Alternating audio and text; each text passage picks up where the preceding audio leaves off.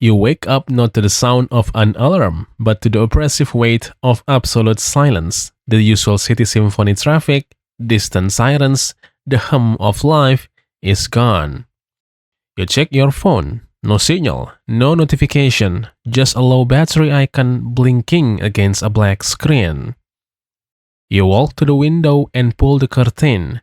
The street below is empty. Cars parked haphazardly, drivers missing. A newspaper lies on the driveway, its headline frozen in time. Global evacuation. Protocol initiated. You don't remember any evacuation. You realize the date is 3 days past your last memory. Somehow you were missed. The fear is instant, sharp and cold, but it is quickly overtaken by a more primal need, hunger. Your fridge is empty. You break into the local supermarket. The automatic doors are dead, so you slide them open by hand. Inside, the silence is even louder. Aisles of food stretch out, yours for the taking. You grab a shopping cart and begin to fill it, not with luxuries, but with essentials: canned beans, bottled water, dried pasta.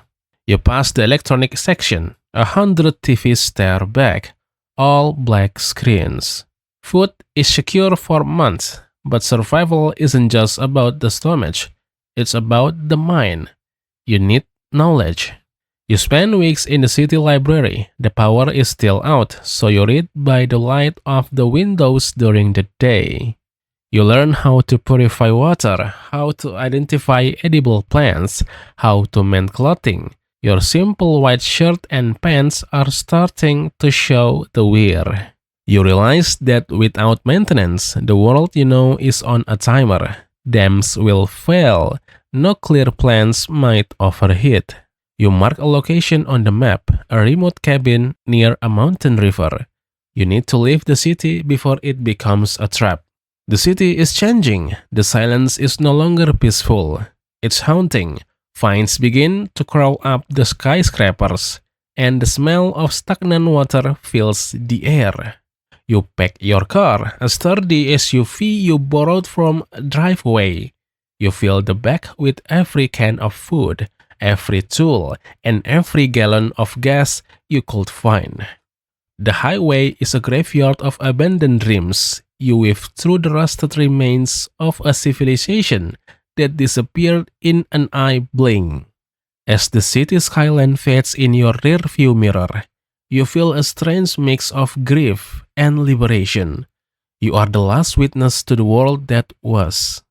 After 3 days of driving, you reach the cabin. It's small, wooden, and smells of old pine. It's perfect. Your first task is water. You walk to the nearby river. It's crystal clear, flow a stark contrast to the oily puddles of the city. You start a garden. Digging the earth feels honest. Your hands are stained with soil, but for the first time in months, you feel a sense of purpose. The nights are the hardest. Without city lights, the stars are blindingly bright. They remind you of how small you are and how quiet the universe truly is. A year has passed. Your clothes are patched with raw fabric, and your movements are slower, more deliberate.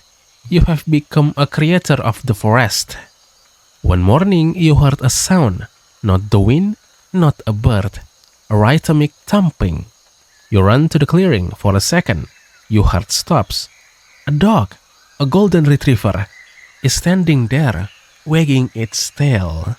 You fall to your knees. You haven't spoken a word in a year. Your voice is rapsy whisper as you say, "Hello?" The dog had a collar, but no name tag. You call him Echo because he is the only thing that answers when you speak.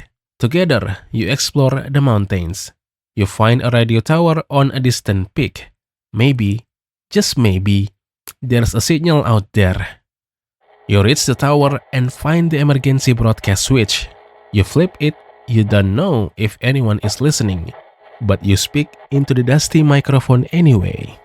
"My name is... It doesn't matter. I am at the North Ridge. I'm alive.